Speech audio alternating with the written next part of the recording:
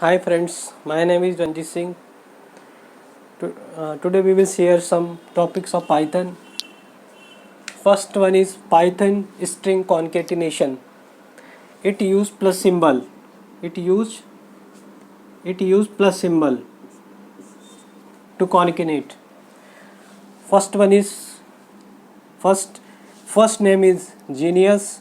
Now last name is software, and the full name is assign the full name first name plus using plus sign, then it is space, then plus, then last name. So using plus symbol we can combine genius software. Print function, by using print function we can print full name. So what is the output? What is the output? Output would be genius software,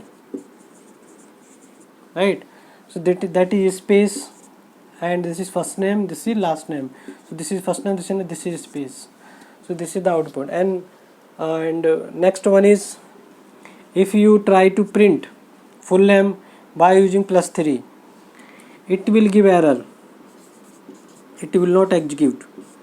You cannot combine string and number together in this way, so it will give the error.